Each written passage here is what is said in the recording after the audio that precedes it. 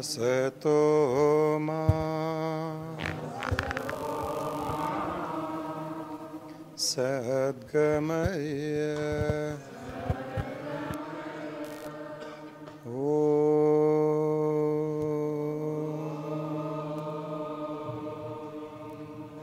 तमसो मा ज्योतिर्गमय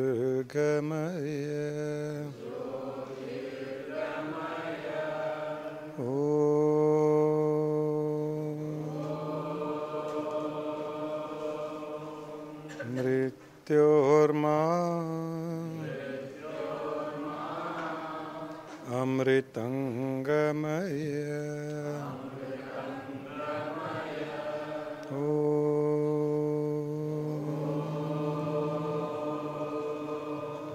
शांति शांति शांति।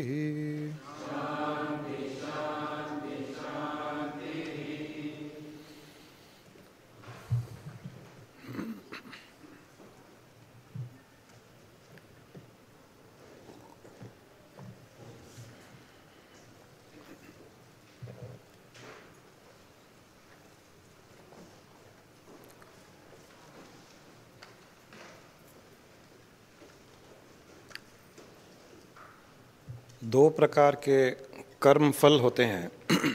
जो हम कर्म करते हैं उनके फल, जो कर्मों का परिणाम होता है, the result of Karma could be divided into two parts. दो प्रकार के कर्म फल होते हैं, एक है प्रारब्ध और दूसरा है प्राप्त।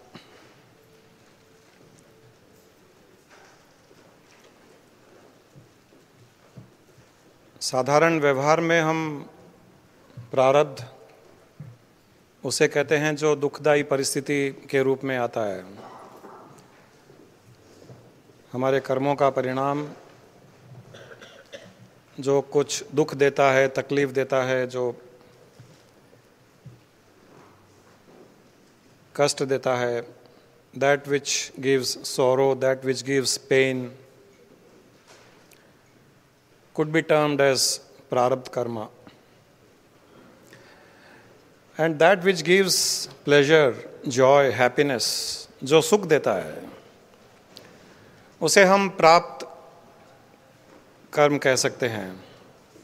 ये व्यवहारिक संसार में इस प्रकार प्रारब्ध और प्राप्त के भाग में बांटा गया है।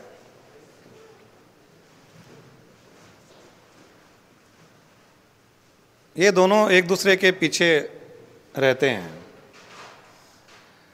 जब जीवन में प्रारब्ध कर्म आता है, प्रारब्ध कर्मों का परिणाम जीवन में आता है, यानी दुख, दर्द, तकलीफ जब आती है, कष्ट आता है, कोई लॉस होता है, कुछ लाइफ में प्रॉब्लम होती है, तो वो प्रारब्ध कर्मों के कारण आते हैं। जब प्रारब्ध कर्म हमारे जीवन में आते हैं तो प्राप्त कर्म उसके पीछे इंतज़ार करते हैं, वेट करते हैं कि ये जब चले जाए तो मैं जीवन में आ जाऊं। जैसे प्रकृति बदलती है,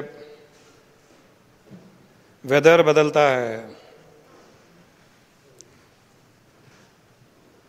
सर्दी के बाद में गर्मी आती है, गर्मी के बाद में सर्दी आती है।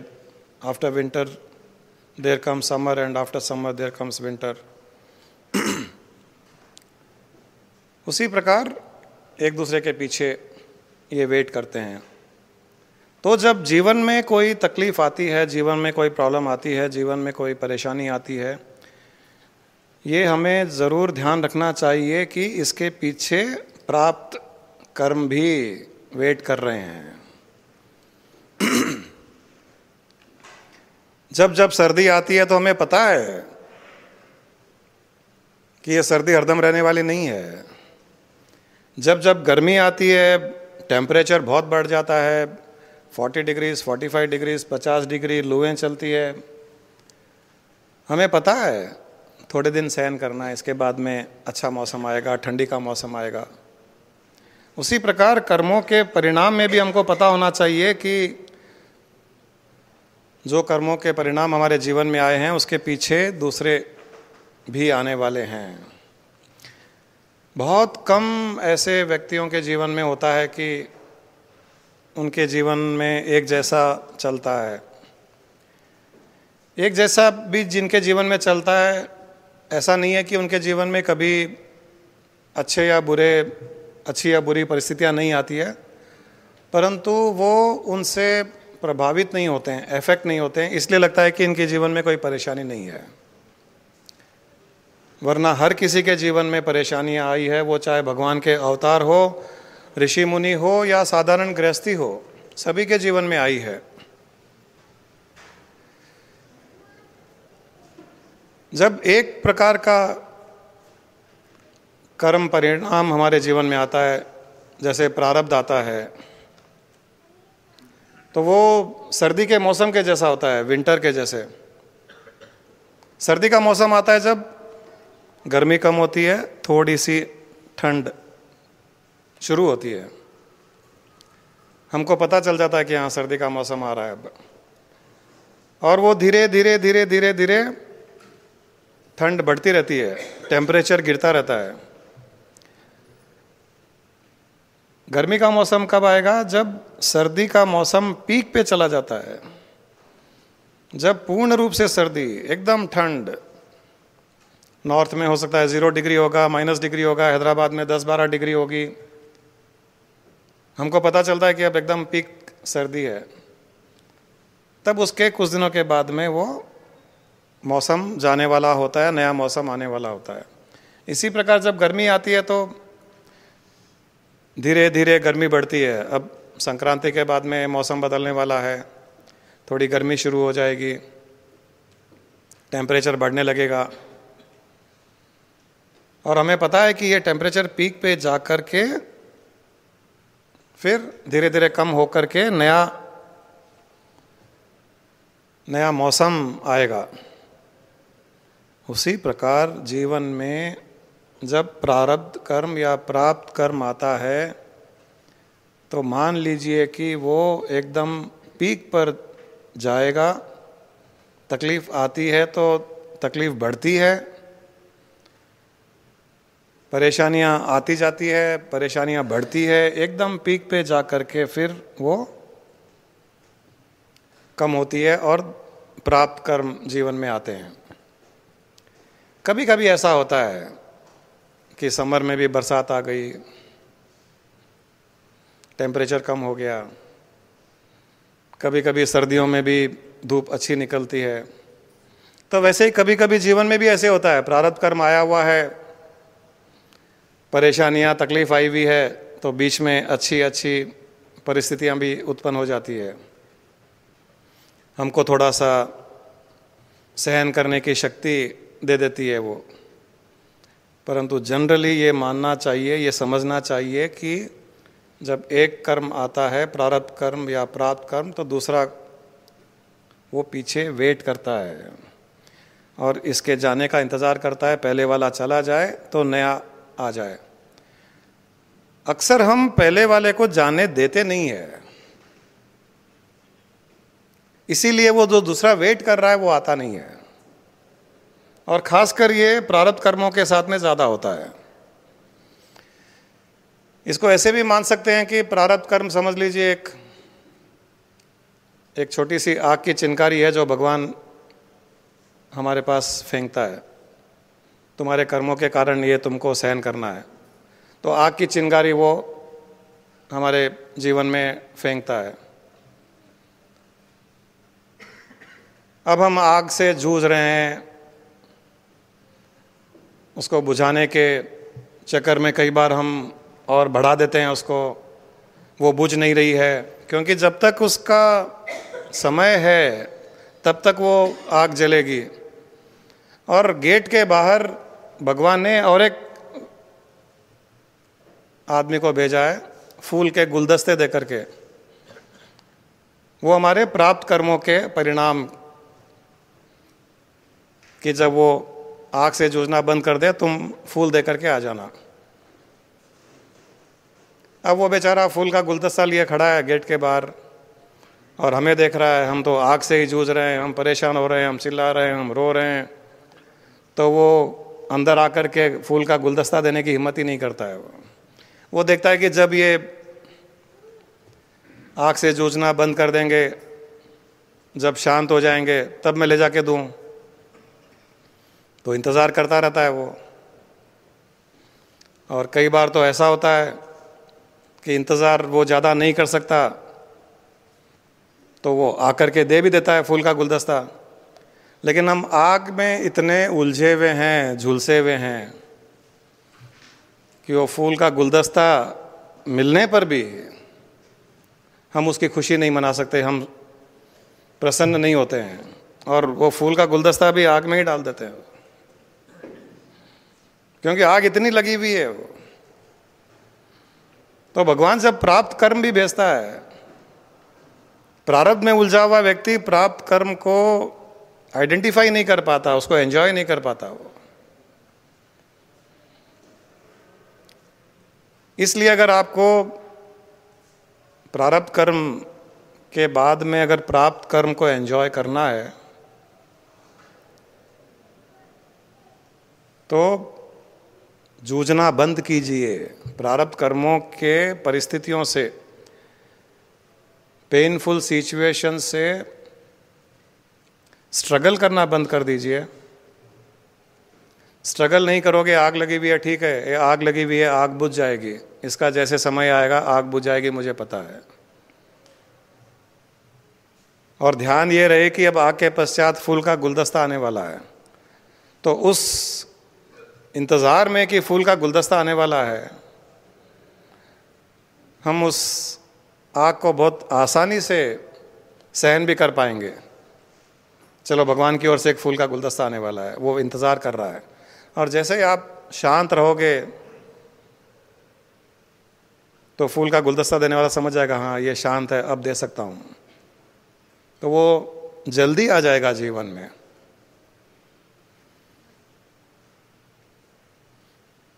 प्रारब्ध के साथ में हम बहुत ज़्यादा उलझे हुए रहते हैं, और इसी का उल्टा प्राप्त कर्म जब जीवन में आता है, खुशियाँ आती है, अच्छी परिस्थितियाँ उत्पन्न होती है, और बीच में अगर प्रारब्ध कर्म की एक परिस्थिति उत्पन्न हो जाती है, तो हम अच्छी परिस्थिति को बहुत जल्दी छोड़ करके उस दुखदायी परिस्थिति में उलझ जाते हैं। जो प्रारब्ध कर्मों के साथ में ऐसा नहीं होता है, प्रारब्ध कर्मों में उलझे हुए होते हैं तो प्राप्त कर्म की ओर ध्यान नहीं जाता है, लेकिन प्राप्त कर्म के जीवन में आने पर भी जो सुख दे रहा है, प्रारब्ध कर्मों पर ध्यान जल्दी चला जाता है हमारा।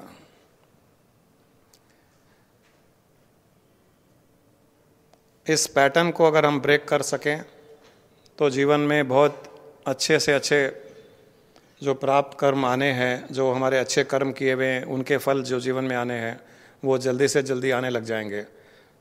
इसके लिए बहुत इम्पॉर्टेंट है कि हम प्रारब्ध कर्मों से जूझना, उलझना, उनसे परेशान होना बंद कर दें, उन्हें एक्सेप्ट कर लें, उसमें शांत रहें, पीसफुल रहें। तो जो बाहर फूल का गुलदस्ता लिए हुए वेट कर रहा है, भगवान का दूत, वो जल्दी से जल्दी घर के अंदर आएगा।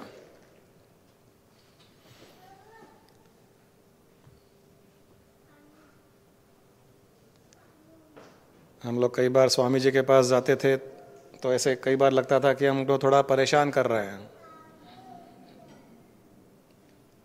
क्योंकि जब भी मौका मिलता था उनके साथ में रहने की इच्छा करती थी, उनके सानिध्य में बैठने की इच्छा करती थी, कुछ न कुछ ज्ञान को सुनने की इच्छा करती थी। कई बार जब हमारे घर आके रहते थे तो एक महीना तो इंतज़ार करते थे कि कब सुबह वो उठे, कब रूम से बाहर आए, कब हम उनके पास बैठें। फिर स्नान करने जाते थे तो हम फिर से 2 मिनट में तैयार होकर के फिर इंतज़ार करते थे कि कब स्नान करके वापस आए और कब उनके पास बैठ जाएं। फिर नाश्ता करने के टाइम वेट करते थे कि कब वो आए, कब नाश्ता करें, कब हम उनको सर्व करें। फिर खाने के टाइम में ऐसे ही मतलब ऐसे लगता था कि 24 घंटे बैठे रहे हैं। तो कई बार चेहरे से दिखता था कि बेचारे परेशान तो हो रहे हैं हमारे से, लेकिन कर क्या सकते हैं। तो हम कहते थे स्वामी जी आपके भी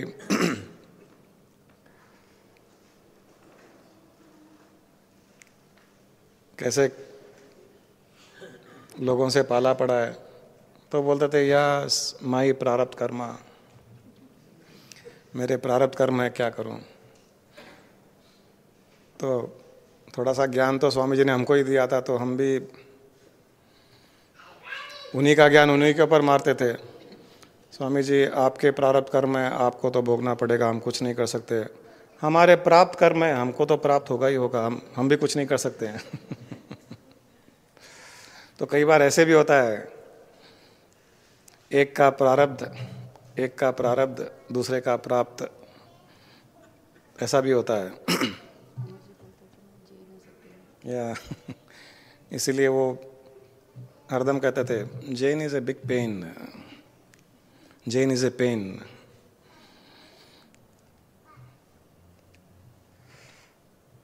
एनीवे हंसी मजाक की बातें हैं, बट साइंस यही है कि एक मौसम के बाद जैसे दूसरा मौसम आता है, वैसे ही जीवन में कठिनाइयाँ परेशानियाँ आती है, तो उसके पीछे पीछे अच्छी परिस्थितियाँ भी आती है।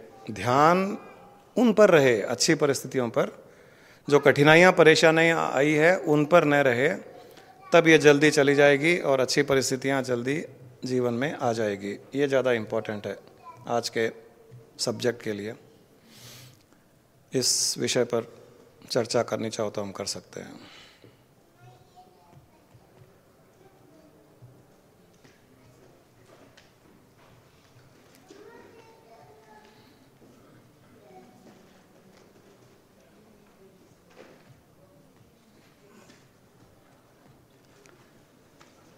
जिसके हाथ में माइक है वही बोल दे, और क्या।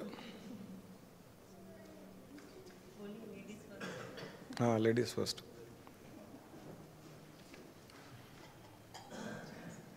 नेहा।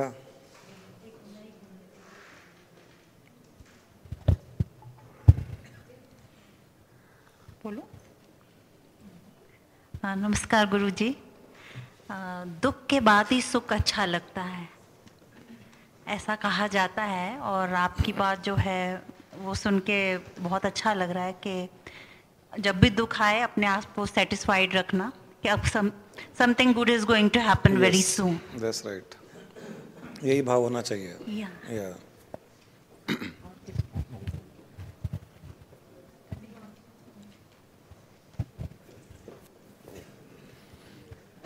गुरुजी, like striking a balance, like peak गर्मी में भी ना जाए ना ही सर्दी में। इट्स लाइक आप जो बता रहे थे, इट्स लाइक प्रारब्ध रहे तो उसको ज़्यादापन ये सोचे कि प्राप्ता आने वाला है, एंड प्राप्ता है तो जब उसमें इन डेप्थ रहे, जैसा आग में उलझे हुए हैं वैसा प्राप्ता में उलझे हुए रहे, तो प्रारब्ध विल बी लेस एंड प्राप्ता विल बी मोर। एंड प्रारब्ध जब आए एंड जब अपन प्राप्ता का इंतजार करें तो प्रारब्ध ज़्यादा हो जाएगा। So that will be a striking balance. एकदम सही है। तब लाइफ में केवल प्राप्त ही प्राप्त पर हमारा फोकस रहेगा। प्राप्त है तब तो उसको हम एंजॉय कर ही रहे हैं, खुश हो रहे हैं, प्रसन्न हो रहे हैं, खुशियाँ बांट रहे हैं, हम दूसरों को भी दे रहे हैं। और उसके बाद जब प्राप्त आएगा, और आएगा ज़रूर, हम आज अच्छे मूड में हैं तो कल ख़राब मूड होगा, आज किसी ने प्रशंसा की, अप्रिसिएशन की, तो कल क्रिटिसाइज़ भी करेगा।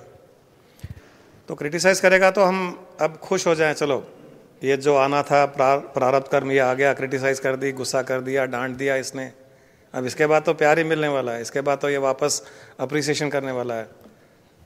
तो फोकस इज ऑलवेज ऑन प्राप्ता, तो you are always in a good mood, happy, joyful, ऐसा ही होना चाहिए लाइफ में। Situations are inevitable in life, painful situations are inevitable in life, suffering is your choice. तो पेनफुल सिचुएशन आते हुए भी अगर हम सफ़र न हो, वो हमारी चॉइस है, क्योंकि सफरिंग मेंटली होती है।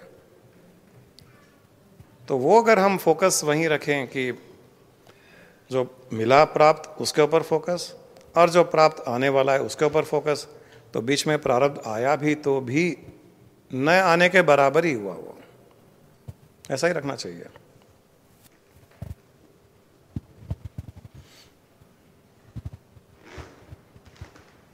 गुरुजी, आप मेडिटेशन में कभी कभी बताते हैं कि ध्यान लगने से पूरे जो प्रारब्ध हैं वो ख़त्म हो जाते हैं, तो ऐसा क्यों होता है कि बहुत बड़े बड़े जो संत होते हैं या ब्रह्मज्ञानी भी होते हैं तो उनकी लाइफ में भी प्रॉब्लम्स क्यों आती हैं? जैसे किसी को कैंसर भी होता है या कोई हेल्थ प्रॉब्लम्स भी आती हैं, तो उनके क्या प्रारब्ध वो ख़त्म नहीं होते हैं? जब तक शरीर है, शरीर भी प्रारब्ध के कारण ही उत्पन्न होता है। तो शरीर है तो प्रारब्ध है। शरीर खत्म होने पर ही प्रारब्ध और प्राप्त दोनों खत्म होते हैं। तो उनको जब प्राप्त भी मिला है, एक संत है, साधारण परिवार में पैदा हुआ, गरीब था, गांव में रहा और एनलाइटेंड हो गया, तो उसे प्राप्त भी मिला है। तो इतना बड़ा प्राप्त मिला है, इतना ह्यूज प्राप्त मिला है, उसके सामने थोड़ा सा प्रारब्ध, थोड़ा सा कैंसर, थोड़ी सी और तकलीफ, तो क्या प्रॉब्लम है उसमें? उनके लिए कोई प्रॉब्लम नहीं है। उनका फोकस तो प्राप्त पर ही है, उनका फोकस तो एनलाइटनमेंट पर है। शरीर को भोगना है क्योंकि शरीर पैदा ही भोगने के लिए हुआ है,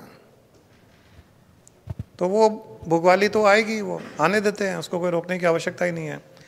परंतु जो हजारों लाखों जन्मों में और प्रारब्ध बन करके आने वाले थे कर्म, वो सब तो जल करके भस्म हो गए, वो तो आएंगे नहीं अब, क्योंकि एनलाइटनमेंट हो गया। अब वो शरीर धारण करेंगे नहीं, वो प्रारब्ध आएंगे नहीं, तो हजारों लाखों जन्मों के कर्म जलकर भस्म हो गए। इसमें थोड़ा बहुत सर्विस टैक्स पे करना पड़ा तो क्या प्रॉब्लम है? थोड़ा सा कैंसर, थोड़ी सी कहीं गांठ, थोड़ा सा केमोथेरेपी, क्या प्रॉब्लम है? हम लोग देखते थे, हमारे स्वामी जी को भी कैंसर हुआ था, किडनी फेल हो गई थी, उनको बीपी शुगर सब हो गया था। तो ऐसे कई बार हम हॉस्पिटल में एडमिट किए हुए उनको देखे हुए हैं। तो चारों तरफ उनके ऑक्सीजन का मास्क है, ट्यूब्स हैं, आईवी फ्लूइड चढ़ रहे हैं, ऐसे ही लेटे हुए हैं और एकदम निढाल, अकेले थे जब। और जब हम जाते थे मिलने के लिए तो आंखें ऐसे खोल के धीरे से देखते थे, और बहुत पेनफुल था, हमको पता है वो सिचुएशन उनकी बहुत ज़्यादा पेनफुल थी उस समय। 2 मिनट देख करके धीरे से स्माइल करके, यू हैव कम। 2 मिनट में ऐसे उठ के बैठ जाते थे और वहीं पर आईसीयू में ज्ञान शुरू हो जाता था। और 10-15 मिनट डॉक्टर नहीं होता था तो ज्ञान चलता रहता था। इतने में डॉक्टर होता था, what are you doing, how is he able to sit, did you make him sit? बोले नहीं, वो तो अपने आप ही बैठे हैं। Is it so? He has not been able to move his hands and legs and how could he sit like this? और उनको न कोई पेन, न कोई आभास कि कहाँ है, क्या बीमारी है, कुछ नहीं। वो ट्यूब्स लगे हुए हैं, ज्ञान दे रहे हैं, ज्ञान बांट रहे हैं। सरप्राइज होते थे कि इस स्थिति में ऐसे कोई कैसे हो सकता है, समझ में नहीं आता था उस समय। तो उनको तो कोई वो उस स्टेट में इन प्रारब्ध कर्मों का कोई आभास ही नहीं होता था। तो जब आभास ही नहीं हो रहा तो वो प्रारब्ध कर्म नहीं के बराबर है। इसीलिए कभी भी ये हमें नहीं सोचना चाहिए कि हम जब स्पिरिचुअलिटी में आगे बढ़ रहे हैं या जब हमारा एनलाइटनमेंट हो जाएगा तो लाइफ में कोई प्रॉब्लम कभी नहीं होगी। ये कभी धारणा नहीं करनी चाहिए। ये भी ईगोइस्टिक धारणा है, ये अहंकार की धारणा है। और ये अगर होगी तो पक्की आएगी आएगी, वरना हो सकता है टल भी जाए। हो सकता है प्रारब्ध कर्म इतने हल्के हों जो नए प्राप्त कर्म के कारण वो टल भी जाए। लेकिन अगर ये अहंकार रह जाएगा, खुद का अहंकार, साधना का अहंकार, गुरु के सानिध्य का अहंकार, गुरु का हाथ हमारे सिर पर है, गुरु का प्यार हम पर है, उसका अहंकार, हमारे साथ तो कुछ बुरा ही नहीं हो सकता। ये अहंकार के कारण बुरा जरूर होगा, फिर वो भी छोड़ देना चाहिए। अच्छा बुरा कुछ है ही नहीं, कुछ मानते ही नहीं अच्छे बुरे को आध्यात्मिक मार्ग में। गुरु का सिर, गुरु का हाथ अगर किसी के सिर पर है तो उसका अर्थ ये है कि उस जीवात्मा का कल्याण निश्चित है। इसका ये अर्थ नहीं है कि संसार में उसको फाइनेंशियल लॉस नहीं होगा, उसके एक्सीडेंट नहीं होगा, उसके फ्रैक्चर नहीं होगा, उसको कोई गालियां नहीं देगा, उसको कोई थप्पड़ नहीं मारेगा, ऐसा नहीं है। ये सब हो सकता है। तो संसारिक दृष्टि से हमको आध्यात्मिक दृष्टि के साथ में जोड़ करके नहीं रखना चाहिए, और आध्यात्मिक मार्ग का अहंकार संसारिक दृष्टिकोण में नहीं आना चाहिए। ये बहुत ज़रूरी है, हर एक के जीवन में आया हुआ है। जब भगवान राम को जंगल जाना था, पड़ा उनको, अर्जुन से बड़ा भक्त भगवान कृष्ण के साथ में और कोई नहीं हुआ। उसके बेटे को मरना पड़ा युद्ध में, उसकी पत्नी का चीरहरण हुआ, उसकी बेइज्जती हुई, क्या क्या नहीं हुआ। उनको जंगलों में जाना पड़ा, राजमहल छोड़ना पड़ा। तो यहाँ पर भी कोई सवाल कर सकता है, हम तो भगवान कृष्ण के इतने समर्पित है, फिर हमारे जीवन में इस प्रकार तकलीफें क्यों, इतनी तकलीफें क्यों? तो ये भी मान करके चलना पड़ेगा, आएगी तो आएगी, लेकिन जीवात्मा का कल्याण निश्चित है, वो ज्यादा इंपॉर्टेंट है।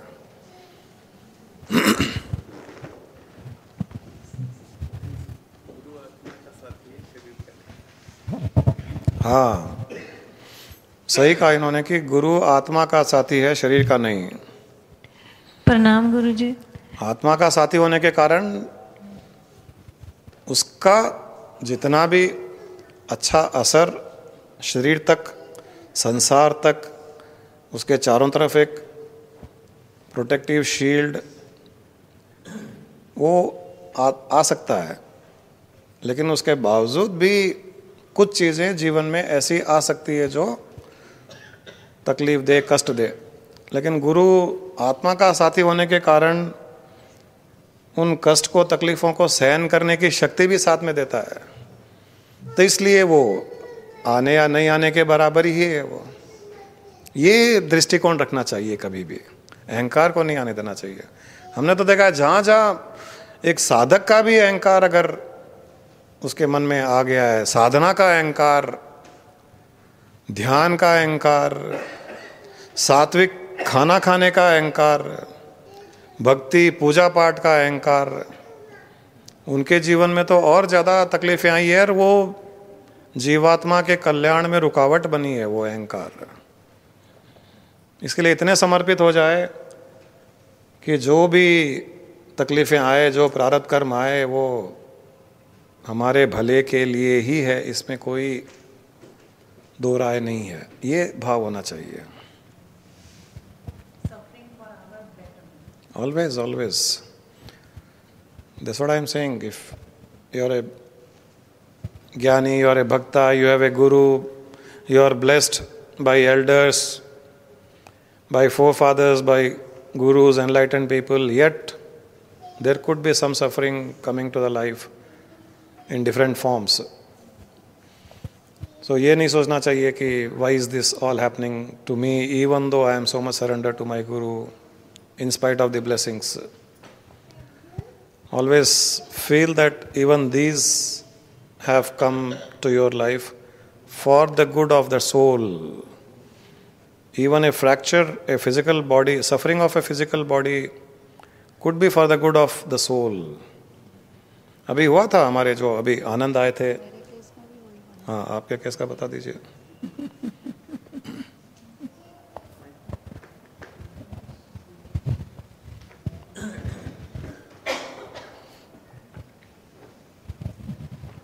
ऑलमोस्ट 4 years जून के महीने में, जैसे गुरुजी बोल रहे थे, एकदम पीक समर में हम लोग जा रहे थे बाहर, और बहुत स्पीड से गाड़ी जा रही थी, और ऐसा एक्सीडेंट हुआ कि हम लोग सोच नहीं सकते कि हम लोग जिंदा बच जाएंगे क्या।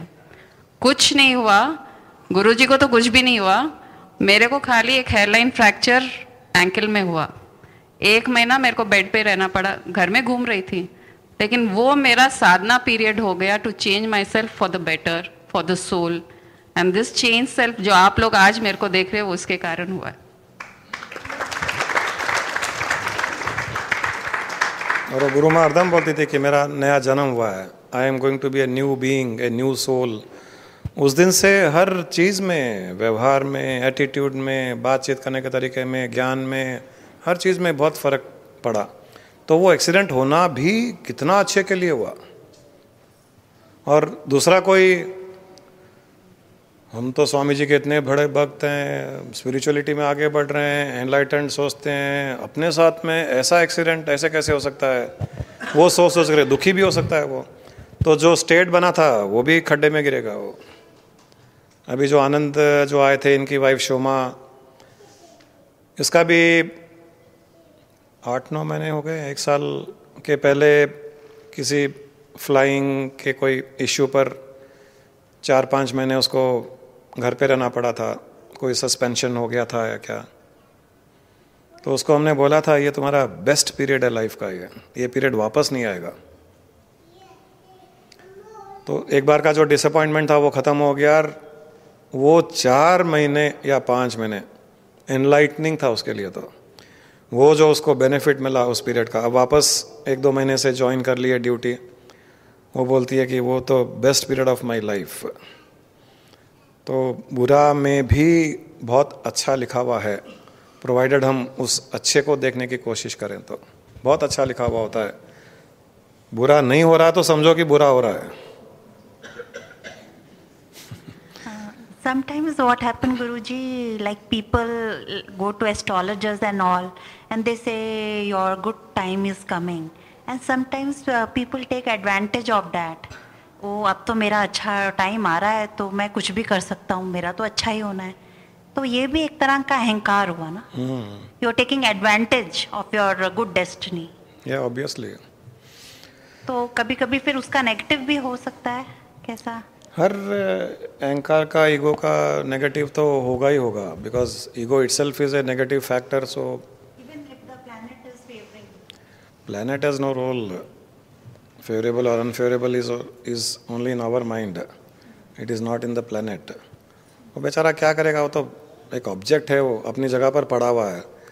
न वो आपकी तरफ देख करके गुस्सा कर सकता है, न किसी की तरफ देख करके उसके ऊपर कुछ फूल बरसा सकता है, न वो हंस सकता है, न रो सकता है, न कुछ कर सकता है। इट्स एन ऑब्जेक्ट, पत्थर है वो। आई नो, या तो वो कुछ नहीं कर सकता है। Now if you believe in the planets, if you believe in the influence of planets, तब जो इन्फ्लुएंस नहीं कर सकता उसमें इन्फ्लुएंस करने की शक्ति आ जाती है, बिकॉज ऑफ योर बिलीफ। जैसे एक मंदिर में, नया मंदिर बनाया गया, वहाँ पर कुछ नहीं है अभी, मंदिर रेडी हो गया, अब एक किसी कारीगर को बोला गया पत्थर की मूर्ति बनाने के लिए। तो एक बड़े से पत्थर से उसने काट काट कर करके एक मूर्ति बना दी, मूर्ति को वहाँ ला करके रख दिया। अभी तक मूर्ति में भगवान नहीं आया, अब भगवान कब आता है? उस नए मंदिर में नई मूर्ति रखी गई है, भगवान कब आता है उसमें? आपको तो पता होगा, जब प्राण प्रतिष्ठा करते हैं। बिना प्राण प्रतिष्ठा तो उस पत्थर की मूर्ति में प्राण ही नहीं है। प्राण दिया किसने? हमारे मन ने हम ही ने प्राण दिया। प्राण देने के पश्चात अब उसमें भगवान प्रकट हो गया। अब हम उससे डरने भी लग गए, हम उससे दोस्ती भी कर रहे हैं। गलती कर रहे हैं तो मुझे माफ कर देना भगवान, गलती हो गई। और कुछ अच्छा हुआ तो अरे भगवान बहुत अच्छा किया, ये लो आप भी क्या याद करोगे, हुंडी में लो 1000 रुपए, आप भी मौज करो। और इससे ज्यादा अच्छा होगा तो अगले साल आपको सोने का मुकुट पहना दूंगा, गिरिराज जी बना के देंगे तो पहना दूंगा। भगवान था ही नहीं, हमारा बिलीफ वहां पर भगवान को प्रकट किया। प्रकट करने के बाद में अब हमारे साथ में वो अच्छा बुरा कर रहा है। आप बिलीव कर रहे हो, आप जाकर के तिरुपति में जाकर के गालियां दीजिए, देखते हैं दे सकते हैं क्या? किसी मंदिर में जाकर के भगवान को अनशंट बकिए, हिम्मत है क्या आपकी? अब हम डरने लग गए उससे। जिसको हमने प्राण दिया वही हमारे जीवन को प्रभावित कर रहा है। अब हमारी डेस्टिनी, हमारा भाग्य वो निर्धारित कर रहा है। हे भगवान, तू जैसा करेगा वैसे। प्राण देने के पहले भगवान ही नहीं था वो, प्राण देने के बाद भगवान हो गया। अब हम उसको अलाउ कर रहे हैं कि मेरे लाइफ को इन्फ्लुएंस करो। सेम वे प्लैनेट्स में हम प्राण देते हैं बाय वे ऑफ बिलीव। प्राण दे करके अब शनि से डर रहे हैं, राहु केतु से डर रहे हैं, इसकी दशा ऐसी है, उसकी दशा ऐसी है, यज्ञ करो। जब तक प्राण नहीं दिया, जब तक वो अपने अपने जगह बैठे थे। अब प्राण देने के बाद में हम डरने लग गए उससे।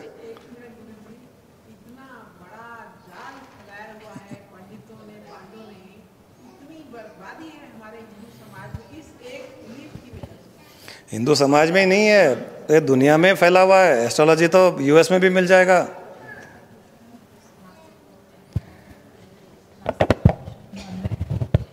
बहुत मैंने इतनी बातें देखी और सुनी हैं, ऐसे ऐसे बातें इन्होंने बनाई हुई हैं। काल सर्प दोष नाम का एक इन्होंने दोष निकाला हुआ है पांडवों ने, जिसको तिसको बोल देते हैं आपको काल सर्प दोष है, वहां जाओ, वहां इसकी पूजा कराओ, ये उतारा हो जाएगा। जाने कितने लोग जा जाके बेचारे वहां काल सर्प दोष। और मैं खुद गई हूं मेरे एक उसकी वजह से, और मैंने वहां देखा ऐसे वो पंडित जिनको पढ़ना नहीं आता श्लोक, ऐसे लोग पूजा करा रहे हैं वहां पर। हार्डली 16-17 साल का लड़का पंडित का, वो पूजा करा रहा है, उसको श्लोक पढ़ने नहीं आता, कुछ भी बोल रहा है उल्टा सीधा। और मैंने तो सिर पकड़ लिया, मुझे जाना पड़ा था तो मैं गई थी। तो मैं ऐसा, मतलब हमारे समाज को इन्होंने जकड़ रखा है अपने जाल में। मैं इसको थोड़ी सी अलग तरीके से बताता हूं कि इन्होंने नहीं जकड़ रखा है। गुरुजी, हमारी कमजोरी ने ही, इसको ऐसे मानिए।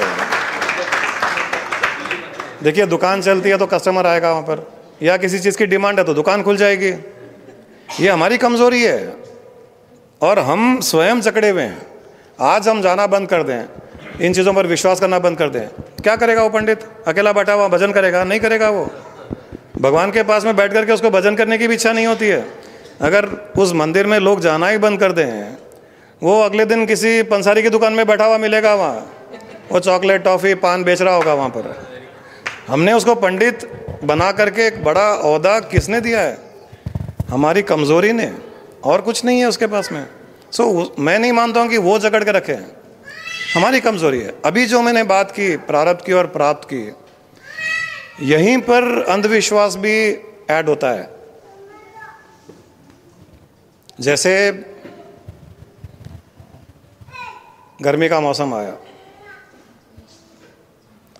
और धीरे धीरे गर्मी बढ़ती गई, 40-45 डिग्री हो गई। अब हमसे सहन नहीं हो रहा है, बहुत तकलीफ हो रही है, माइंड डिस्टर्ब हो रहा है। थोड़े दिन तो हमने सहन की, जब तक सहन करने वाली गर्मी थी। जब बहुत ज़्यादा बढ़ गई गर्मी, अब सहन नहीं हो रही है, तब हम किसी वैद्य के पास में गए या पंडित के पास में गए। तो उसने बोला कि ठीक है, आप एक काम करो, ये प्याज अपनी जेब में रखो, सुबह सुबह उठ करके आप गुड़ का पानी पियो, और ये दवाइयाँ देता हूँ सुबह और शाम, इसको खाया करो, थोड़े दिनों में ठीक हो जाएगी। उसने खाना शुरू किया, थोड़े दिनों में पीक गर्मी वाली जब ख़त्म हो गई, गर्मी कम होनी शुरू हुई, इसको ठीक लगने लगा। बोला अरे वाह, कितना अच्छा वैद्य है, इतनी अच्छी दवाइयाँ दिया कि अब तो गर्मी नहीं लगती है। गर्मी कहाँ से लगेगी, टेम्परेचर कम ही हो गया है और सर्दी का मौसम आने वाला था। ऐसे ही प्रारब्ध कर्म शुरू हुए हैं हमारे जीवन में। कोई प्रॉब्लम आई, कोई तकलीफ आई, पहले तो हम क्या करते हैं, मैनेज करते हैं उसको।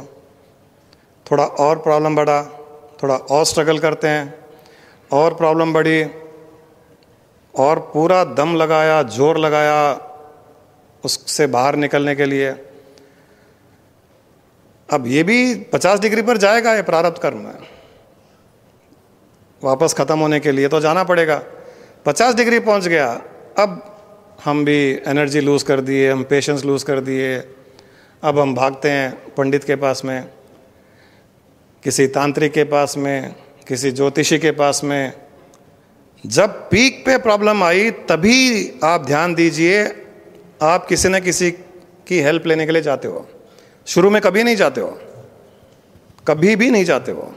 थोड़ी प्रॉब्लम हुई, ठीक है हम संभालेंगे, थोड़ी और बड़ी, थोड़ा और स्ट्रगल किया, और बड़ी तो बहुत कोशिश की, अब सहन नहीं हो रही है।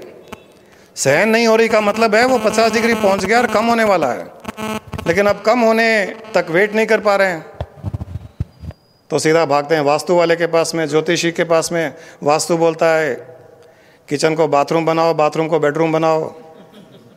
ज्योतिषी बोलता है काल सर्प दोष है, शनि की दशा है, उसके ऊपर यज्ञ करो।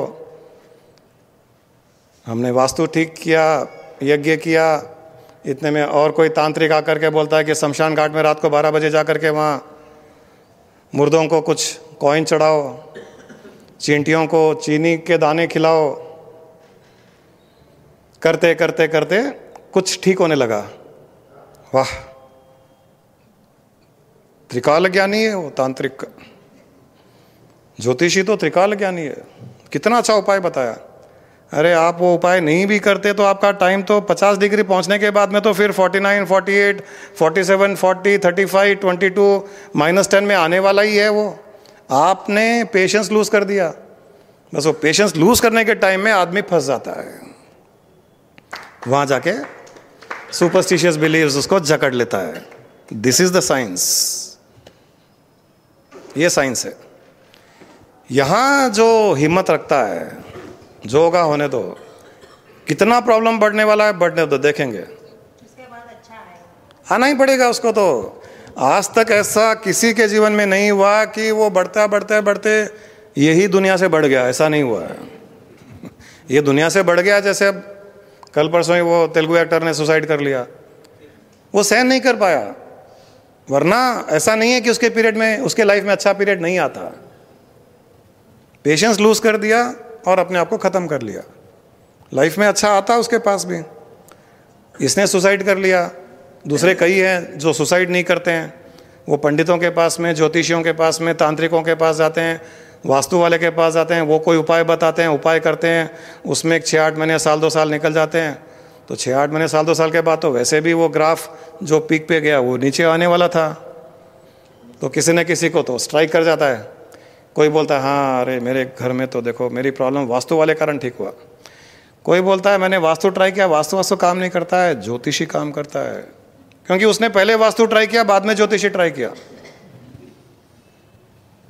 और पहले वाले ने पहले ज्योतिषी ट्राई किया, यज्ञ किया, शनि की दशा को ठीक करने की कोशिश की, वो काम नहीं किया, वास्तु ट्राई किया, इतने में वो ठीक होने का टाइम आ गया। और कोई वास्तु भी ट्राई किया, ज्योतिषी को ट्राई कर लिया, कुछ भी नहीं हुआ। कोई तांत्रिक शमशान घाट में मुर्दों को खाना खिलाया ना, उससे ठीक हो गया। जैसे मुर्दे बेचारे वेट कर रहे थे कि किसी के बर्थडे का केक कटे और हमको मिले केक, फिर इसको आशीर्वाद दे। ऐसे हम फंस जाते हैं। Superstitious beliefs are these beliefs when you are tired of life and you try to take support, external support, और वो कैसे भी ठीक होने वाला था, जिसका सपोर्ट लिया उसको उसका एक क्रेडिट मिल जाता है। जैसे हम भी क्रेडिट लेते हैं, आपने अच्छे कर्म किए, आपको आध्यात्मिक मार्ग में आगे बढ़ना है, आपका एनलाइटनमेंट निश्चित है, होना ही है, आपको मुक्ति मिलनी ही है, आपको मोक्ष मिलना ही है। लेकिन हम बोलते हैं देखा गुरु के कारण मोक्ष मिला है, तो हमारा किया हुआ कुछ नहीं है। वो तो थोड़ा क्रेडिट ले लेते हैं तो ज़िंदगी आसानी से चलती रहती है, इसीलिए क्रेडिट लेते हैं, बाकी तो सब आपका ही किया हुआ है। और गुरुजी कहते हैं ना मंगलिक या नॉन मंगलिक भी करते हैं, उसका क्या आपका ओपिनियन? जब एस्ट्रोलॉजी कोई उठा करके गार्बेज बिन में फेंक देना चाहिए, फिर मांगलिक बिना मांगलिक सब उसी के ही अंदर में आ गया है वो। Guruji, it is all individual belief, that's all. ऐसे कई अच्छे केसेस हमने देखे हैं जो लाइफ बहुत अच्छी जी रहे हैं, कपल्स हैं और 20-25 साल शादी को हो गए, कोई तकलीफ नहीं। उनकी कुंडलियां जाकर के किसी को दी और कहा कि भाई देखिए थोड़ा इनकी शादी करवानी है, ठीक है क्या? वो देख करके अरे ये तो मांगलिक है, ये इसके कुंडली में ऐसा है, इसके कुंडली में ऐसा है, इसके ये दोष है, उसके वो दोष है, ये तो दोनों की शादी होनी ही नहीं चाहिए, बहुत बड़ी प्रॉब्लम होगी। और उसको ये नहीं बताया गया कि ऑलरेडी शादीशुदा है और एंजॉय कर रहे हैं लाइफ।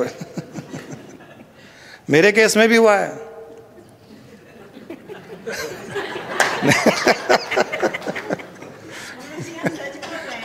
100% मेरे केस में एक बार। हाँ, तुम्हारे केस में भी ऐसा ही है क्या?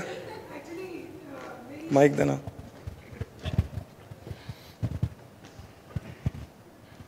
पुष्पा जी आएगा माइक आपके पास में। गुरुजी लाइव स्ट्रीमिंग में मेरी शादी के टाइम जन्मपत्री दिखाए नहीं थे हम दोनों की। कुछ टाइम बाद कोई कारण से मम्मी जी पंडित को बुला के जन्मपत्री दिखाए तो बोले आपकी बहू तो मांगलिक है, शायद बहुत डोमिनेटिंग होगी। तो मम्मी जी एकदम टेंशन में आ गए कि सच में मांगलिक है तो कैसा शादी हो गई। 10 साल हो गए, अब चॉइस नहीं थी।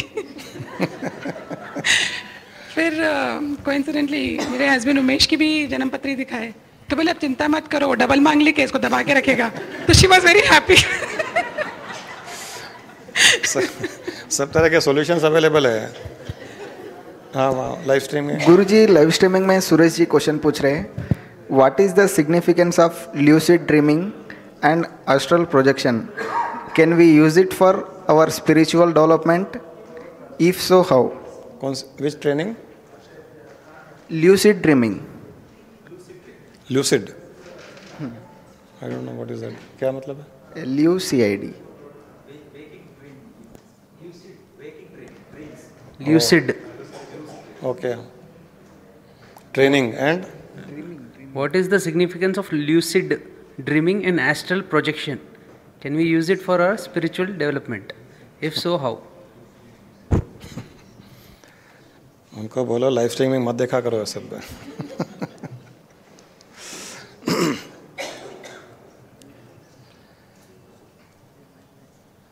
Definitely dreams help. Lucid dreams, imagination, visualization also can help spiritual growth, that you are evolving, you have evolved, you have become enlightened. To that extent it can help. But all these trainings, astral projections, astral travel, past life regression therapy, lucid trainings, more than spiritual progress, they will only bind you to superstitious beliefs and only project your ego. क्योंकि जैसे ही थोड़ा सा मालूम पड़ने लग जाता है past life regression के बारे में, थोड़ा सा इंट्यूशन पावर डेवलप हो जाता है इन चीज़ों से, then it's only downfall and downfall. You will never be able to evolve spiritually. So I would suggest no spiritual aspirant should go for all such dirty things. Pure meditation, pure knowledge, nididhyasan is enough for spiritual progress.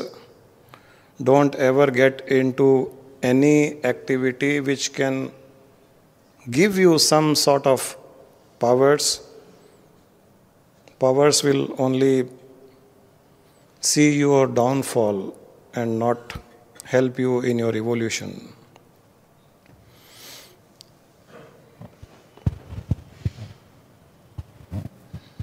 गुरुजी प्रणाम। वो जैसे आपने बताया ना, विमल के लिए एक बार ऐसे ही हुआ था 2 साल पहले।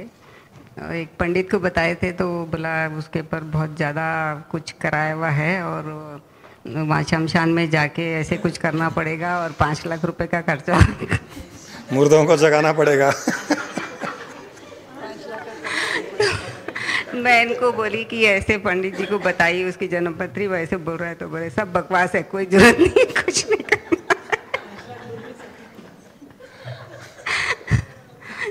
फिर नहीं किया क्या? एकदम से याद आ गया कि वो बात 2 साल पहले की है गुरुजी। अब तो बिल्कुल भी बिलीव नहीं होता है ये सब चीज़ें, ना कोई वास्तु ना कुछ। पहले सोचते थे ये झाड़ रखने से वास्तु से ठीक नहीं है, अब तो मैं पूरे कैक्टस लगा दिया सामने।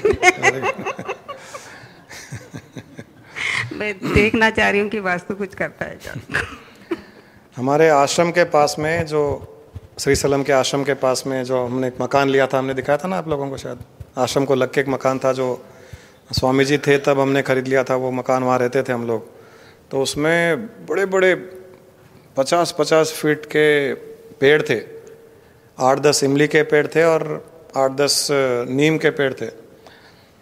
तो मकान लेकर के ठीक कराने लगे तो इतने में तो सभी तरह के लोग वहाँ आते हैं आश्रम में, बोले कि ये इमली के पेड़ों को कटवा दो। मैं कहा क्यों? अरे रात में भूत रहते हैं वहाँ पर, भूत आते हैं। मैंने बोला हम तो नहीं कटवाएंगे, इतने बड़े पेड़ कहाँ से मिलेंगे, 50-50 साल पुराने, 100 साल पुराने बड़े बड़े पेड़ थे और इतना फैले हुए, इतना छांव उसमें। मैंने तो नीम के पेड़ के नीचे ही एक चबूतरा बना लिया था और ऑलमोस्ट 24 घंटे जब भी मौका मिलता था, दिन हो रात हो, वहीं नीचे बैठ करके ध्यान करता था उस समय जब स्वामी जी थे। और वो शायद इमली के पेड़ पर रहने वाले राक्षसों ने ही फिर आशीर्वाद दिया होगा कि जाओ तुमको एनलाइटनमेंट मिले। ये सब अंधविश्वास की बातें हैं। अच्छा किया आपको आशीर्वाद दिया, वो मुर्दे सब, वरना 5 लाख दे करके वहाँ उनको जगाते, वहाँ कुछ ड्रम बजाते वहाँ।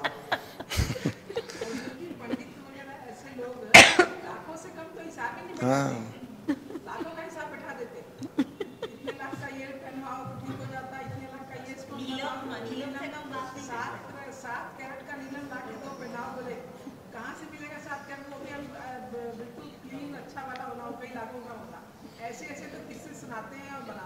आपने अभी तक ये ध्यान नहीं दिया होगा कि आपको प्रोटेक्ट करने में मैंने कितने दुश्मन बनाए हैं। मेरे हजारों दुश्मन बने हुए हैं, क्योंकि मैं तो खुल्लम खुल्ला माइक पर, लाइव स्ट्रीम पर, बॉम्बे के प्रोग्राम हो, कलकत्ता में हो, हर जगह ये खुल्लम खुल्ला जब बात करता हूँ तो कितने दुश्मन बन रहे होंगे। लेकिन ठीक है, वो मेरे प्रारब्ध है, आपको तो कुछ नहीं करना है। आपके प्राप्त आप एंजॉय करो, मेरे प्रारब्ध मैं सफ़र करूँ। गुरुजी, जिसके पास दुखों का पहाड़ टूटा हुआ, केस आया, घर चला गया, अकाउंट सीज हो गए, बच्चे छोड़ के चले गए, बेटी भाग गई, इस दशा में उस इंसान को आप कैसे ये प्राप्त और प्राप्त की बातें सुनाएंगे, उसको संतोष करेंगे? गुरुजी, इस हालत में उस इंसान को कैसे हैंडल कर सकते हैं? उसको समझाना बहुत मुश्किल होता है जिनके पास दुखों का पहाड़ टूट पड़ता है। वो तो सही बात है। हम जहाँ जिस चीज़ से अटैच्ड हैं, जिन चीज़ों में मोह पड़ा हुआ है, जब तक वो मोह हटेगा नहीं तब तक बात समझ में आएगी नहीं। लेकिन साथ साथ में ये भी एक साइंस है, ये एक स्टैटिस्टिक्स प्रूव करता है, या हिस्ट्री भी कहती है कि जिन्होंने महल छोड़ा वे ही बुद्धा बने, जो घर बार छोड़े वही ऋषि मुनि बने। तो भगवान ऋषि मुनि बनाने के लिए, बुद्धा बनाने के लिए, महावीर बनाने के लिए आपसे वो छीन रहा है, और आपको बुद्धा, महावीर, ऋषि मुनि बनना ही नहीं है, तो वो भी क्या करेगा फिर वो? तो ठीक है, दुख भोगते रहो। वो उससे बड़ा कुछ देना चाह रहा है, हम लेना नहीं चाह रहे हैं। वो तो हमारी बदकिस्मती है। आप जो कह रहे हो सही कह रहे हो, हम नहीं समझा सकते हैं और समझाने का कोई फ़ायदा भी नहीं है।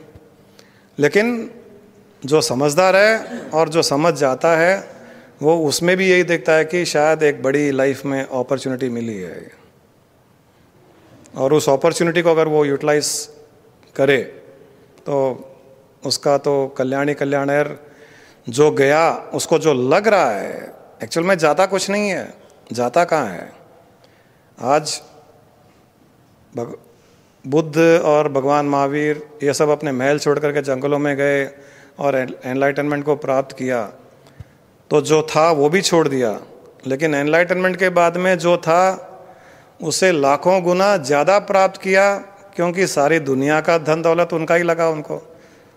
एक मकान नहीं, अब तो करोड़ों मकान है उनके पास में।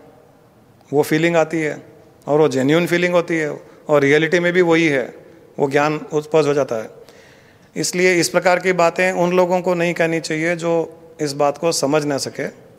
उन लोगों को तो इतना ही कहना चाहिए, प्रारब्ध कर्म के कारण ये हुआ है, आप एक काम करो, क्षमा याचना करो। आप कहीं ना कहीं किसी की नेगेटिविटी होगी, किसी का श्राप होगा, पूर्व जन्म में किसी के साथ में ऐसा कुछ हुआ होगा जिसके कारण ये सब हो रहा है।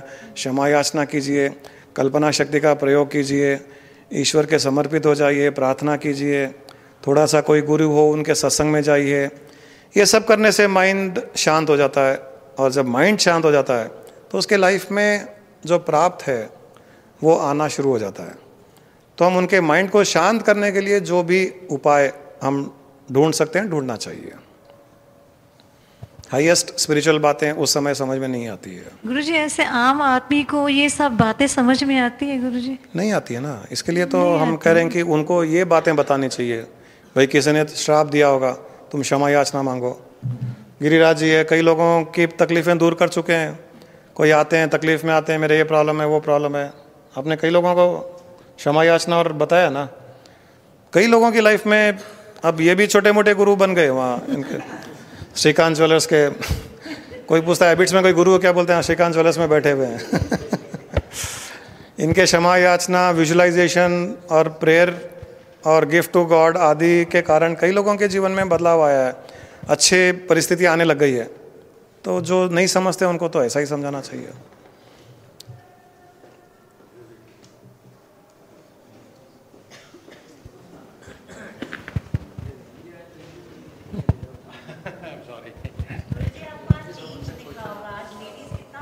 हाँ आज बहुत, क्योंकि आज ये सब्जेक्ट भी थोड़ा सा एस्ट्रोलॉजी का लेडीज़ के सूटेबल है। अंधविश्वास, भूत प्रेत। Pranam Guruji. Guruji just now told about the prarabdha karma and prapta karma. Whether these two things are Esther Janma's karma or this is Janma's karma? Both. Both. So Guruji said that once prarabdha karma has completed, this prapta karma is following that karma. Na? So once that prarabdha karma is complete, I think there will not be any prarabdha karma in future. No. One prarabdha karma is complete. So there is counting, one not. I mean, now the winter is going, summer is going to come. So will winter not come back again? It's a cycle. Like this, there is a it cycle. is rotating. It will keep coming. So allow it to come. Take it as a nature, prakriti. It is its nature. Nature is not that constantly there will be only winter. Nature is not that constantly it is only summer. Can we compare this with nature, Guruji? These karmas can be compared to nature, with nature? That is what I am trying to compare. Yes. They are like nature. So they keep changing. Because there is no end for this prarabdha karmas and prapta. There is no end. There is no end. There is no end because every moment you are doing some or the other karma. It could be good, it could be bad. You might feel good for somebody, you might feel bad for somebody. You might emanate hatred for somebody, you may emanate love for somebody. That feeling itself has become karma for you. So that is going to bring some result. So these are all karmas in yesterday janmas which we did. Including in this janma also. That is true in the form of human being or in any other form. Karmas are done only in human form. So that is true that we have that in Esther Janma, we have definitely that we had a human birth. Millions of human births. And to enjoy these karmas, the rest of the karmas left behind our death are also to be enjoyed in the form of human being. No, there is no enjoyment now. Once you get enlightened. No, if the people who are not enlightened. Okay, they have to. They get only human birth. Not necessarily. They also will go to some other species. Yes. Animal, bird, fish. They can go to any species. Wherever that karma can extinguish, it will go to that physical body. Suppose there's a passion for sex. There's too much passion for sex. And every moment is thinking of sex. But maybe in this human body, in the present family atmosphere, it cannot fulfill its desire. Next birth, it will go to a dog. Yes.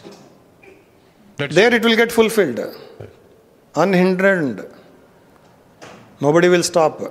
You don't stop a dog from indulging into all these things. So there, that karma will get satisfied, it will get extinguished. There is only one karma. Sorry? There is only one karma that gets extinguished. Like this, if you are a person who wants to suck blood and you are not able to do that in this birth being a human being, you will get into the physical body of a mosquito. You will keep only sucking blood. What about tiger and lion also can... tiger and lion also they kill people, Guruji. This You want me to explain all 84 lakh species? Similarly, other physical bodies are available only to help this soul extinguish its karmas, its intense feeling for something. You always want to fly high, you don't want to live in this world, you enjoy flying, then you'll become what? Birds.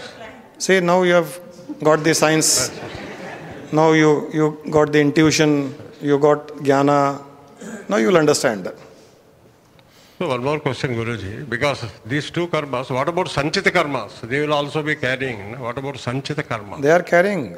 If you don't get enlightened, they'll carry forward to next births. Little confusion between sanchita karmas, prarabdha karma, prapta karma, all the three are different or both are from out of sanchita karma? Sanchit karma is the fixed deposit. Okay. Prarabdha karma is your current account. Current account, the karmas that we did during this birth only, na? How do you operate your current account? Suppose you have fixed deposit 10 lakh rupees and current account is zero balance. But you can't operate fixed deposit, no? Yes.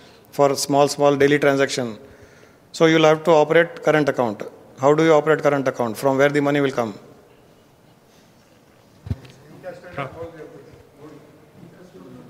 From the fixed deposits only, no?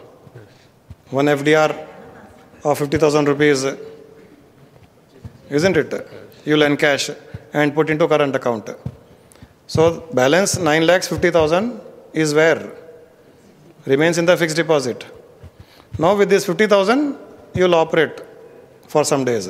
So this current account is prarabdha karma for you to operate for a couple of days. So prarabdha karma is for you to operate this janma. Then what about this prapta karma, where it comes? It is from the same, from the sanchit only. Sanchit has combination of prarabdha and prapta. So you draw both. Okay. Sometimes you use prapta, sometimes you use prarabdha karma, sometimes you are using the principal amount, sometimes you are using the interest amount. That is how it is going on. Sanchit karma is as it is in the fixed deposit. So next time when again this current account becomes zero, again you will withdraw from fixed deposit. But if you make some good profits, you earn something, then what do? It is extra. That extra amount you put into fixed deposit so that it can earn interest. That is what we do. When we do karma and the karmas are much more than the result it can give in this birth, then they'll get added to the sanchit karma. This is how bank account is operated. So finally we have to understand sanchit karma is there. From there both the things will be coming, prarabdha and Correct. Sanchit karma will burn away once you get enlightened. That is the completely burn away. Only prarabdha will remain. New karma you will not do, which means new earning you will not do. So prarabdha will remain till this account becomes zero, which means till this body dies. Prarabdha karma will remain. Prarabdha and prapta both will remain. Sanchit burns away. New karma you don't do. This account will become zero. Then what? Nothing. End of it. End of the life. Thank you, Guruji. Somebody is asking Hindi, but I cannot explain whether he has understood or not. Okay.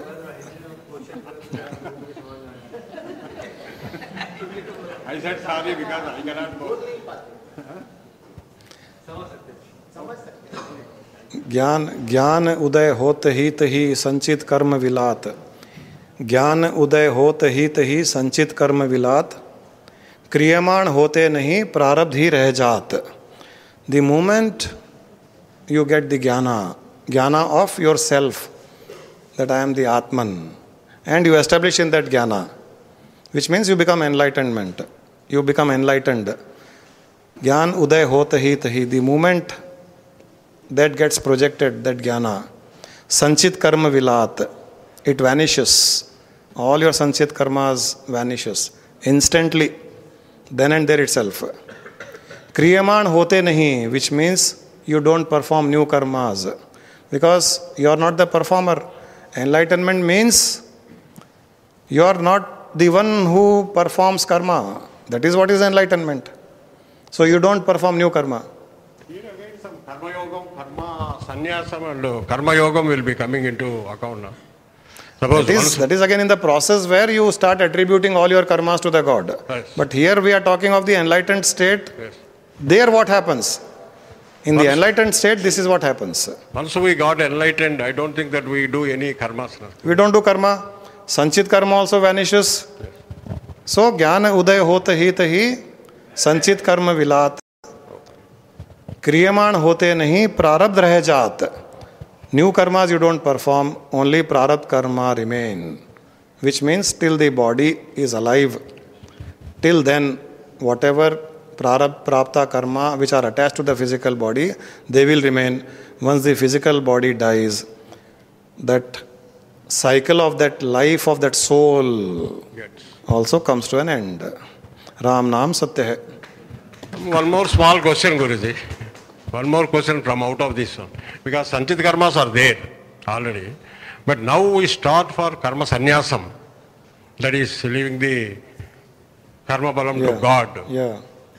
What will happen? If you get enlightened, yes, sanchit karma also will get vanished. We get enlightened. Obviously. But if you don't get enlightened and you are not performing new karmas, but sanchit will remain. That remains. That will remain. Where it will go? It will not go. Till you get enlightened. Yes. Till you get enlightened, they will not go anywhere. So further addition will not be there to sanchit karma. Yes. Enlightenment is that spark of fire which is capable of burning away sanchit karmas. Thank you, Guruji.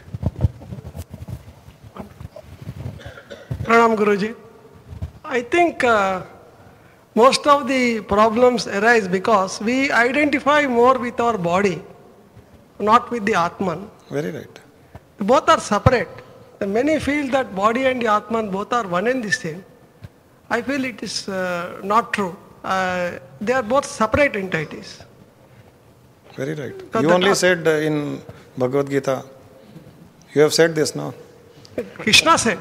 When you took the birth as Lord Krishna, you said this, no? No, I did not say. You didn't say. Last time probably I might have told. And another thing is, regarding astrology, you see, while performing marriages and all, people rush to astrologers. Their horoscopes are not horoscopes, they are horoscopes. They create horror in our minds.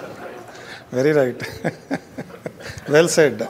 Instead, very well said. Very instead, well said. Both the prospective bride and the groom, they should go a master medical checkup so that any hidden chronic diseases are there, they will come to light. Or match the blood group at least. Blood group, if nothing and else. You see whatever it is.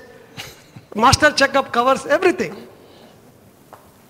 That is not required, because two lovebirds, if they marry, even some defects in each one of them will get repaired. So if say true love, you see, it will sustain in ups and downs. There was a husband who went to a doctor to get his blood group checked. After blood group checking, बोलता है, congratulations, आपके और आपकी wife का blood group match हो रहा है. तो बोला मैच तो होगा ही, 25 साल से खून चूस रही है मेरा.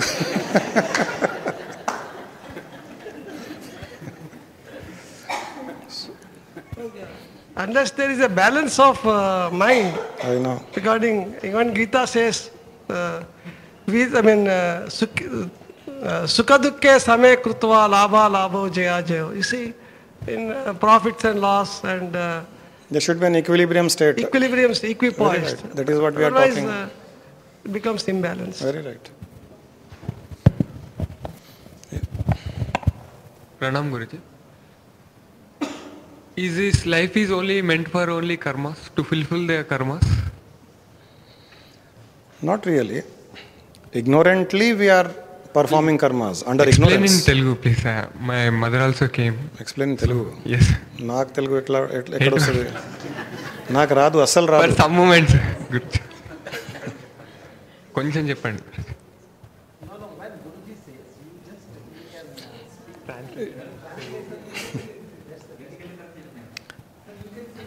No, it's okay. Settle down. Don't have to get agitated.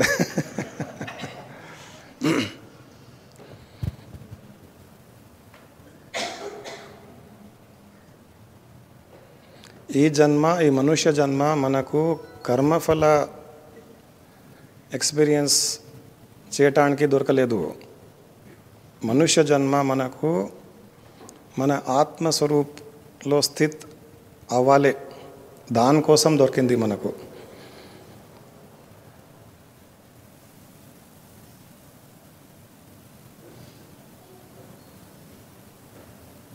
ఆ అజ్ఞానంలో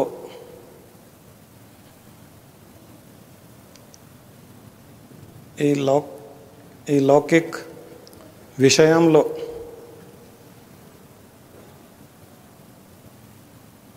మనము మోహ పెట్టి, అటాచ్మెంట్ పెట్టి, అక్కడ మనము స్మాల్ వర్డ్స్ ఇంగ్లీష్లో ఇస్ ఓకేనా,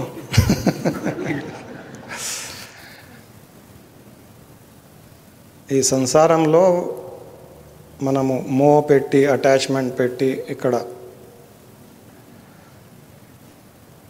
అజ్ఞానంతో ఎంటాంగల్ అయిపోతాము. ఇదే రియాలిటీ,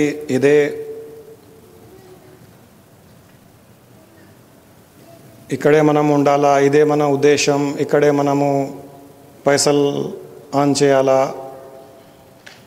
దుఃఖం సుఖం కోసం మనము ఇక్కడ వచ్చాము. ఇది అంతా ఈ సంసారం నుండి మనము అబ్జార్బ్ చేసాము.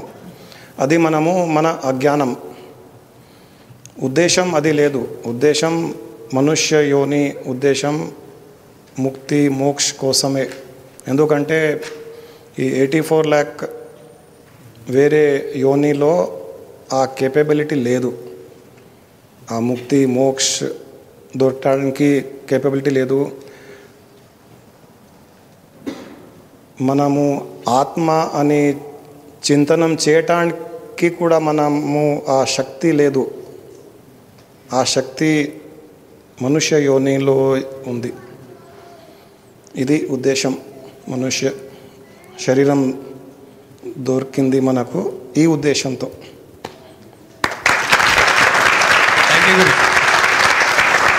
Thank you very much.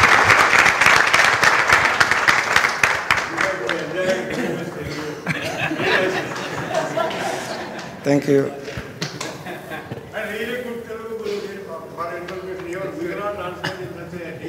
Good Telugu, no? Oh, very good, very good.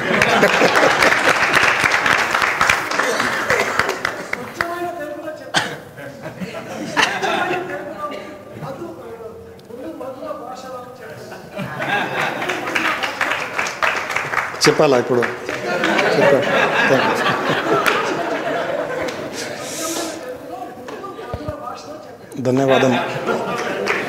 ధన్యవాదం. అంతా మీ దయ.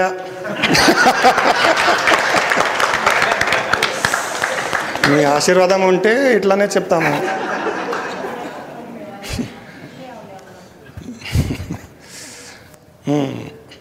सोनी प्रणाम गुरुजी। हाँ अर्जुन, अगर किसी व्यक्ति के जीवन में कुछ अनहोनी घट रही है, अनहोनी तो होती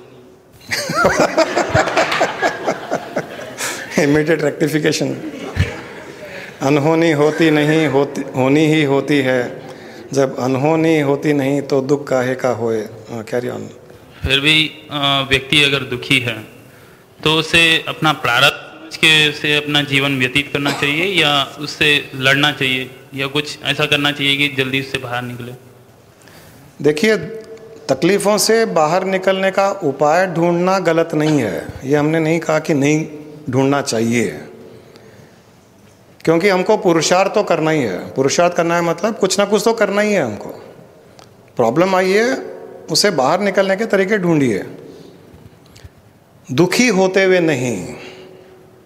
जो प्रॉब्लम आई है उसको मेरे प्रारब्ध कर्म है, एक्सेप्ट इट। एक्सेप्टेंस के साथ माइंड को शांत रखते हुए find out the options. What are the options available? If your mind doesn't work on options, go to an expert. Spirituality में you go to a guru. दुनिया की प्रॉब्लम्स के लिए दुनिया में कई गुरुज हैं, मैनेजमेंट गुरुज हैं, उनके पास आइए, मेरी ये प्रॉब्लम है, कैसे बाहर निकलूं। मैरिटल प्रॉब्लम्स है, हस्बैंड वाइफ की प्रॉब्लम्स है, काउंसलर्स हैं, उनके पास जाइए, हम कैसे इसे बाहर निकलें। बच्चों की प्रॉब्लम है तो वैसे एक्सपर्ट्स अवेलेबल है। So what I am trying to say कि किसी भी प्रॉब्लम से बाहर निकलना नहीं करना है हमको, एक्सेप्ट करके चुपचाप बैठ जाना, ऐसा नहीं है।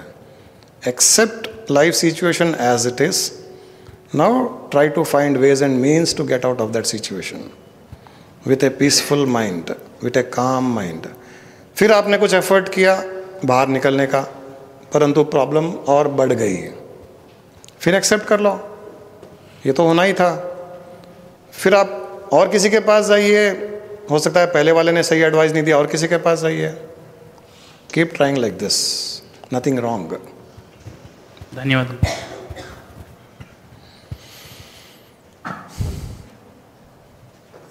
सोनी, ओ मेरी Soni.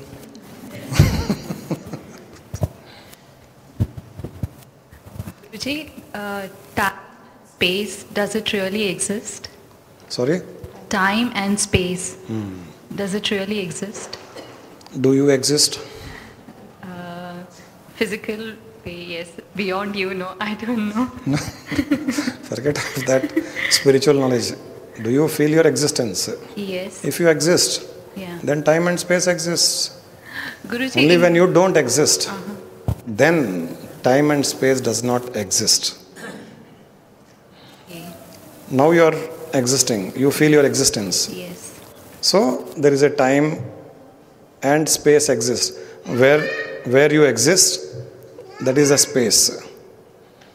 And you feel the time, oh, 5 minutes have passed, 10 minutes have passed, I have to go home, I have to do this. That is time. So there's a time and space which is existing. But where you are in deep sleep, not in dream, deep sleep, where you don't feel your existence. In deep sleep, do you feel your existence? No. You do not know whether you are alive or dead. When you don't exist, for you, time and space does not exist. As simple as that.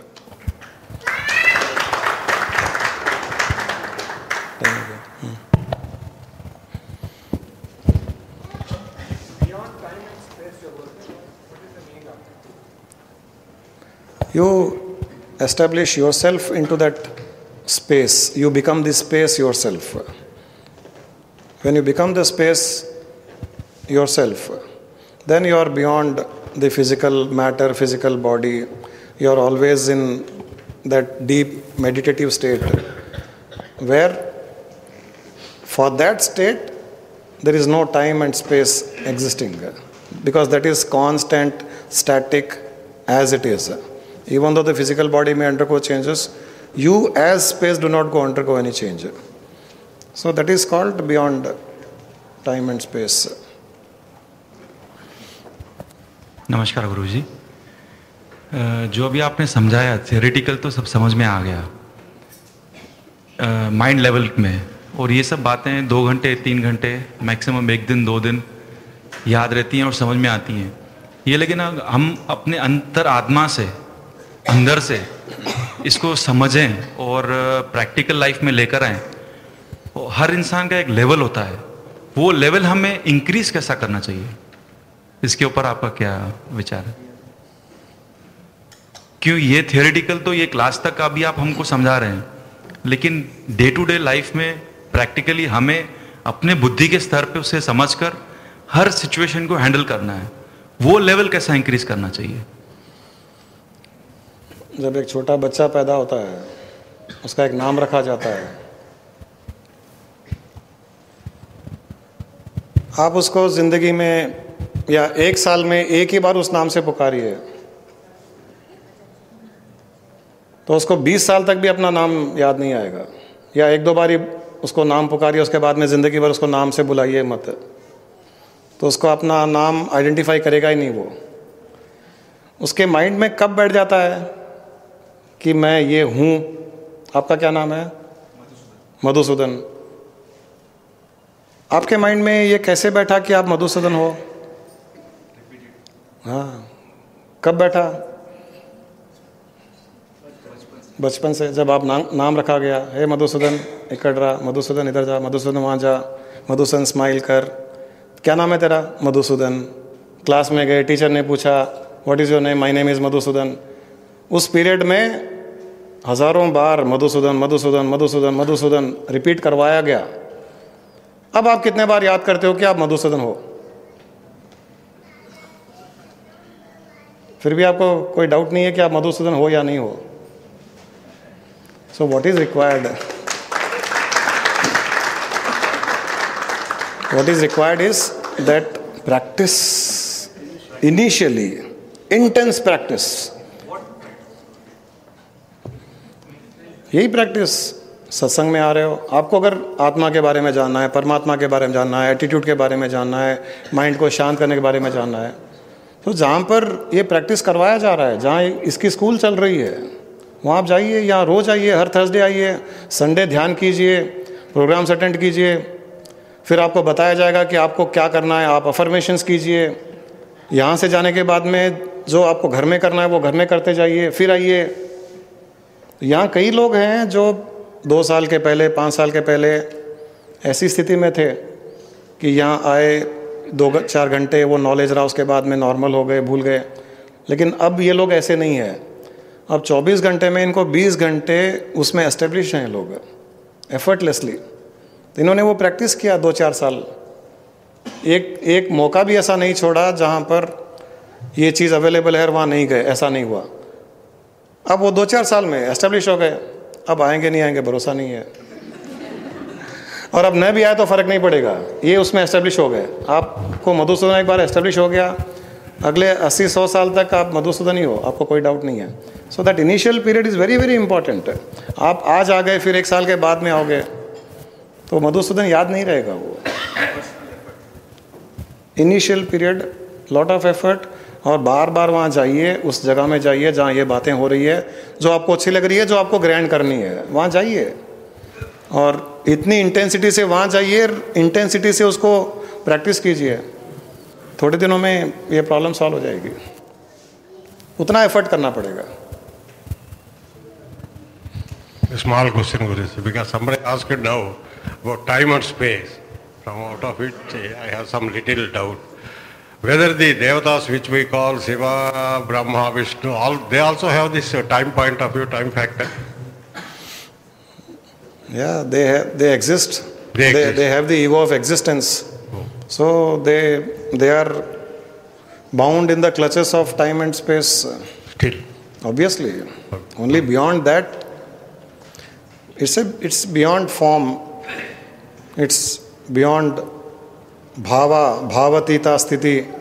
It is beyond everything. And the identification with that which is beyond everything will put you into that state of beyond time and space. Because in one book I read, the Brahma's day's time is 430 crores of years. For half day. Yeah, full day is 860 crores of years. Yeah. Even like your calculator will not be enough. Will not give that. Because he has a life of 100 years like that. Correct. If it is true, they are bound with the time and space. They are bound with the time and space. They are in a higher plane of time and space. The difference is that. Yes. Difference is one cycle of Chatur Yuga. Yes, Chatur Yuga. Kali Yuga, 4,32 years. Yes. Before this, Dwapar Yuga, 8,64,000 years. Before that, Treta Yuga, before that, Sati Yuga, they went on doubling. Yes. Total, all of them, so many years becomes one day for that Brahma. Yes. And again, this cycle becomes one night for Brahma. Like this, 100 years of Brahma. So this time scale is different. The frequency of time and space is different for those celestial beings and the human beings. And in the reverse, also it works. Oh. There's a mosquito, there's a fly. Mosquito's life is what? Maybe 10 hours, 12 hours. Somebody says 7 days also. Okay, 7 days. Some big mosquitoes are there. Granted. A mosquito has led its full life cycle in 7 days, right? It has born, it has grown, it has married, it has produced children and died. 7 days. Again it is reborn. 7 more days. Like this, how many 7 days of his cycle becomes 1 year for us? Of course, we have to calculate. So there's a time zone difference. There's a frequency of time and space different for every being in that matter, between human beings and a mosquito being. Likewise, celestial beings. You have seen in monsoon time, sometimes suddenly millions of those flies you find, which survive only for a couple of hours. And they become millions and millions. Isn't it? And in those, they survive only for some 3-4 hours. But in that 3-4 hours, they have taken birth, they have lived their life as good as 100 years of hours. They have produced children, they have died, they have seen grandchildren, grandchildren, they have become grandfather in 3-4 years. So for their Chatur Yuga has gone through in that day, but for us it was only 1 day. For them, one Chatur Yuga has passed. Like this, our Chatur Yuga we believe for 1 day for them. We are like those flies and mosquitoes before them. Like the flies and mosquitoes are before us. That's the only difference.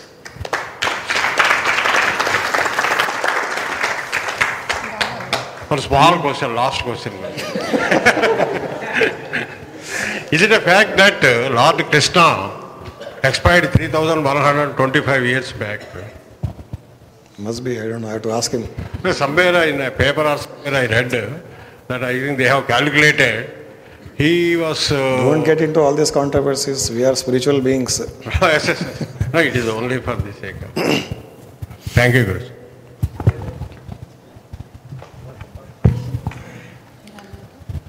हाँ चलिए आज Purnananda anthem गुरु माँ गाए थे ना एक बार.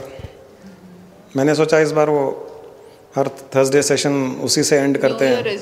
New year anthem. I am neither the body nor the senses. I am not the mind nor the wisdom. Pure consciousness I am. I am the formless Chidananda Rupo. Shivoham, Shivoham, Chidananda Rupo.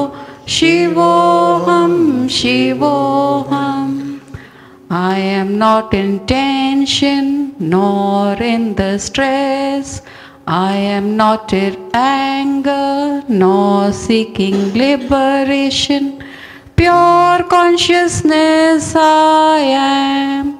I am the formless Chidananda Rupo.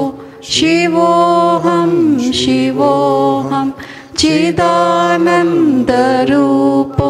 Shivoham, Shivoham. I am the creator, I am the creation. My creation is for my recreation. Pure consciousness I am.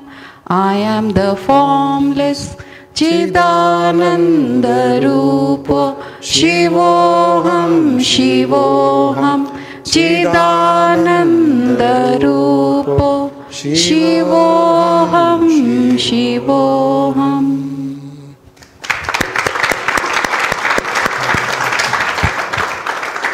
This has complete knowledge. Everything has come into this. Thank you very much. Important announcements है। ये Sunday को आने वाले रविवार को meditation session होगा same जगह पर अबा palace, morning same time same place this Sunday. और ऋषिकेश की बुकिंग्स तो हो चुकी है, काफ़ी लोग चल रहे हैं गुरुजी के सानिध्य में। जिन्होंने भी अभी तक ऋषिकेश की बुकिंग्स नहीं की हो, वहाँ पर उस काउंटर पर आप बुकिंग्स कर सकते हैं। तुरंत ही जल्द ही आप बुकिंग्स कर सकते हैं। February 21st to February 25th Rishikesh Himalayan retreat होगा और अगली मुलाकात इस संडे को होगी मेडिटेशन सेशन के लिए। धन्यवाद।